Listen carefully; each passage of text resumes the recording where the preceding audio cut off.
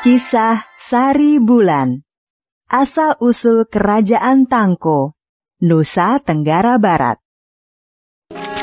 Pada zaman dahulu kala, di Pulau Sumbawa terdapat sebuah kerajaan. Suatu malam, Datuk Pandai, sang putra mahkota, bermimpi bahwa dia menikah dengan seorang perempuan bernama Sari Bulan. Keesokan harinya, Datuk Pandai segera menghadap ayahnya. Ayahanda, semalam Ananda bermimpi menikah dengan seorang gadis bernama Sari Bulan. Karena itu, mohon ayahanda mengizinkan Ananda untuk pergi mencari keberadaan gadis tersebut. Baiklah, ayah mengizinkan. Namun, sebagai putra mahkota, kamu harus bisa menjaga diri. Dan pastikan, Sari Bulan adalah perempuan yang kelak memang pantas menjadi permaisuri. Setelah melakukan persiapan yang cukup, Datuk Pandai segera berlayar melakukan perjalanan mencari Sari Bulan. Datuk Pandai menjelajah dari satu pulau ke pulau lainnya, namun hingga hampir 2 tahun dia belum juga menemukan keberadaan Sari Bulan. Hingga suatu hari, persediaan makanan dan air sudah menipis. Pangeran, persediaan makanan dan air di kapal sudah sangat menipis. Kita sebaiknya berlabuh ke pulau terdekat untuk menambah persediaan. Baiklah, segera merapat begitu ada pulau yang terlihat. Mereka pun menemukan sebuah pulau kecil. Mereka segera turun dari kapal untuk mencari persediaan makanan dan air. Ketika sampai di sebuah sungai kecil, Datuk Pandai terkejut melihat seorang gadis yang sedang mengambil air. Gadis tersebut sama persis seperti yang dilihat dalam mimpinya. Datuk Pandai segera mendekati gadis tersebut. Adinda, maafkan jika aku mengejutkanmu. Kalau boleh tahu, apakah namamu Sari Bulan? Iya, benar. Siapakah tuan ini? Dari mana tuan tahu nama saya? Di mana rumahmu? Tolong antarkan aku untuk bertemu ayahmu. Sari Bulan yang masih kebingungan segera mengantar Datuk Pandai menemui ayahnya. Maafkan atas kedatangan saya yang tiba-tiba ini, Paman. Perkenalkan, nama saya Datuk Pandai. Datuk Pandai segera menceritakan mimpinya dan perjalanannya yang jauh untuk menemukan Sari Bulan. Mungkin ini yang disebut bahwa jodoh terikat dengan takdir. Tentu saja, saya mengizinkan Sari Bulan menikah dengan pangeran. Hanya saja, putri saya bukan dari kalangan bangsawan. Apakah pangeran bisa memperlakukan putri saya dengan baik? Pamanda, pernikahan tidak melihat bangsawan atau rakyat jelata. Semua manusia sama di sisi Tuhan. Sari Bulan akan menjadi permaisuri kerajaan setelah menikah dengan saya. Ayah Sari Bulan sangat bahagia mendengar jawaban Datuk Pandai. Dia pun segera merestui pernikahan putrinya dengan Datuk Pandai. Datuk Pandai dan Sari Bulan pun segera menikah. Pesta pernikahan digelar secara besar-besaran selama 7 hari 7 malam. Ketika Sari Bulan sudah hamil 7 bulan, Datuk Pandai meminta izin kepada ayah mertuanya untuk kembali ke istana bersama Sari Bulan. Ayahanda, tidak lama lagi Ananda akan dinobatkan sebagai raja.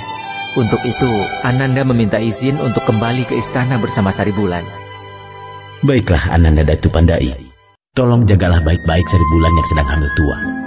Dan pesanku, selama dalam perjalanan, janganlah singgah di Pulau Dewa. Di sana banyak setan yang bisa mencelakaimu. Sari Bulan dan Datuk Pandai segera berlayar kembali menuju istana. Dalam perjalanan, tiba-tiba Sari Bulan ingin makan daging rusa. Kakanda, tiba-tiba aku ingin makan daging rusa. Bisakah Kakanda mencarikan daging rusa? Datuk Pandai pun segera menuju pulau terdekat dan membawa para pengawalnya berburu rusa. Sedangkan Sari Bulan ditinggal sendirian di dalam kapal.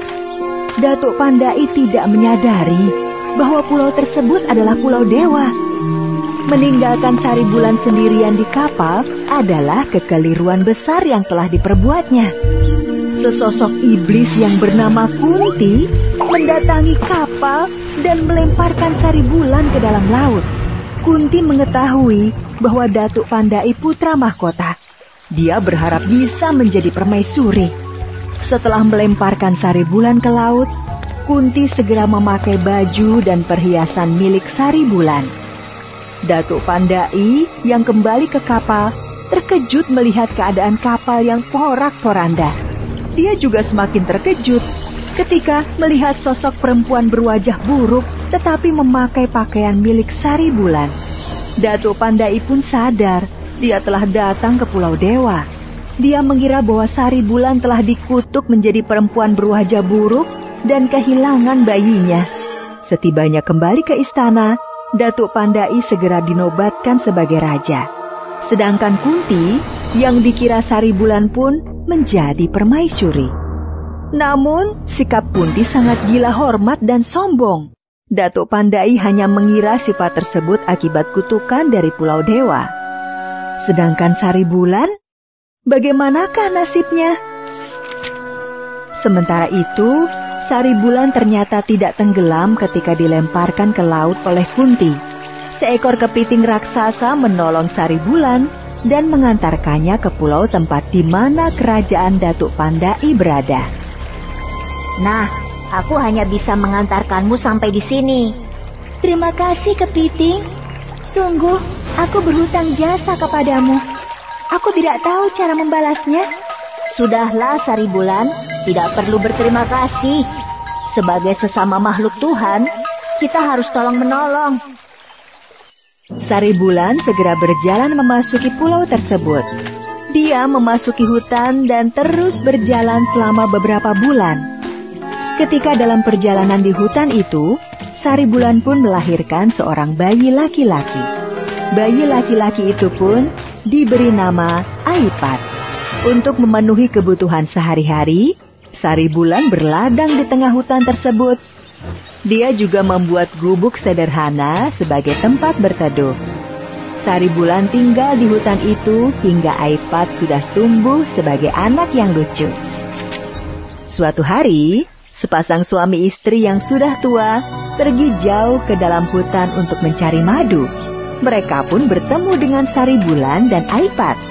Siapakah engkau? Kenapa engkau berada di sini? Sari Bulan hanya menjawab bahwa dia terdampar dari laut dan sudah lama tinggal di hutan itu. Sari Bulan tidak mengatakan bahwa sebenarnya dia istri dari Datuk Pandai. Dia khawatir Kunti akan mencelakakan Aipat yang masih kecil. Tangko dan istrinya membawa Sari Bulan beserta Aipat ke rumahnya. Mereka yang tidak memiliki anak menganggap Sari Bulan sebagai anaknya dan Aipat sebagai cucunya. Sari Bulan yang merasa berhutang budi kepada Tangko dan istrinya pun bekerja giat membantu pekerjaan rumah. Tidak terasa, sudah bertahun-tahun lamanya, Sari Bulan dan Aipat menjadi bagian dari keluarga Tangko. Aipat pun sudah tumbuh menjadi remaja yang sehat dan kuat. Aipat sangat menggemari berburu di hutan dengan naik kuda. Hampir setiap hari Aipat pergi berburu ke hutan dengan kuda kesayangannya. Suatu hari, Datuk Pandai mengadakan lomba pacuan kuda. Siapa saja diperbolehkan ikut. Hadiah bagi pemenangnya tidak tanggung-tanggung, yaitu mahkota kerajaan. Bagi peserta yang bisa menang, termasuk mengalahkan Datuk Pandai, akan diangkat menjadi raja. Aipat yang mendengar perlombaan tersebut pun tidak ketinggalan ikut serta. Sebelum berangkat, Aipat memohon restu kepada ibunya. Kalau kita memenangkan lomba ini, maka aku akan menjadi raja. Dan setiap hari akan ada rumput segar kualitas terbaik untukmu. Aipat yang setiap hari berburu dengan kudanya pun dengan mudah mengalahkan para peserta lomba. Kuda Aipat berlari paling kencang dan meninggalkan lawan-lawannya jauh di belakang. Setelah berhasil mengalahkan para peserta lomba, Aipat pun harus melawan Datuk Pandai. Anak muda, jika kamu bisa mengalahkan, maka besok aku nobatkan kamu sebagai penggantiku. Tidak seperti peserta lainnya, ternyata kuda Datuk Pandai sangat kencang berlari. Aipat terus memacu kudanya dengan sangat kencang. Dengan susah payah, kuda Aipat pun berhasil menyalip kuda milik Datuk Pandai menjelang garis finish. Anak muda, siapa namamu? Nama hamba Aipat yang mulia. Besok pagi datanglah ke istana. Mahkota kerajaan akan menjadi milikmu. Keesokan harinya, Aipat datang ke istana bersama ibunya. Datuk Pandai sangat terkejut melihat Saribulan. Saribulan, kaukah itu? Jadi, siapa sebenarnya permaisuriku selama ini? Dan Aipat, apakah dia anakku? Saribulan menceritakan semua peristiwa yang dialaminya dari diserang oleh Kunti, diselamatkan oleh kerang raksasa, dan ditolong oleh Tangko dan istrinya. Datuk Pandai merasa sangat marah kepada Kunti. Dia memerintahkan para pengawalnya menangkap Kunti dan memasukkannya ke penjara. Datuk Pandai sangat bahagia bahwa tahta kerajaan dilanjutkan oleh anaknya sendiri. Dia dan Saribulan pun akhirnya kembali hidup bersama.